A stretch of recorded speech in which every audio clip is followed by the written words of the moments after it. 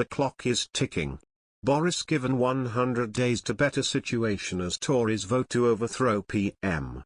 Boris Johnson has been warned he could be entering his final 100 days as Prime Minister unless he gets a grip on the chaos around his government.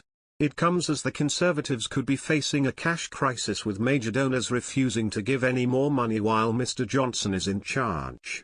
The Liberal Democrat victory in North Shropshire has fueled demands for a clear-out of staff in Downing Street and hiked pressure on the PM to raise his game amid fears that the Conservatives could lose their majority at the next election. The panic is also leading senior figures in the party machine to discreetly look for new jobs, according to one source. One donor said he and others from the city who have put up cash for the party are disgusted by the allegations over secret Christmas parties and a complete lack of direction in policy or vision. Another has said that he will end direct support for more than 20 MPs, mostly in red wall seats, because it is a complete waste of money. They are going to lose their seats anyway. The donor added, North Shropshire is a complete slam dunk. He, Boris Johnson, has to go, and he has to go now, or it is going to be complete carnage at the next general election. The donor said that it was now embarrassing to admit you are a Conservative following the allegations over the alleged parties in Downing Street while the country was in lockdown. Another donor told how Mr. Johnson was behaving like a half-witted pheasant. He said, the atmosphere at the top is completely radioactive. He, Boris Johnson, won't get another penny from a number of us. The big problem is the total incompetence and the fact that this government does not have a Conservative bone in its body. We now have the hysteria over the new COVID variant and are moving into more restrictions. This is costing us billions of pounds. But it's worse because it is a high tax, big state, big spend government which wastes vast sums of money on things like HS2. Everyone is appalled by their behavior and priorities. If we don't change him now, then we are running it too close for the next election.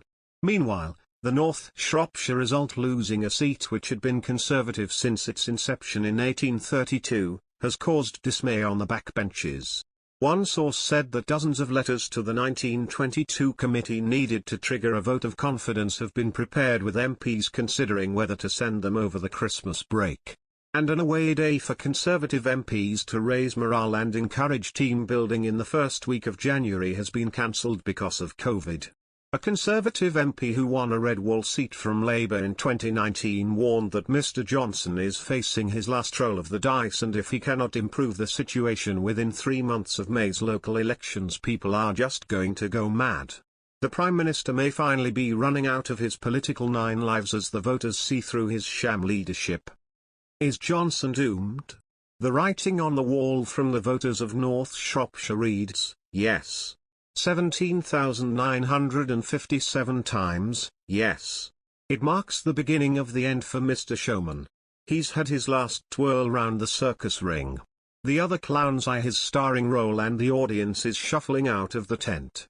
He graciously accepts the by-election result, but he still can't believe his time is up.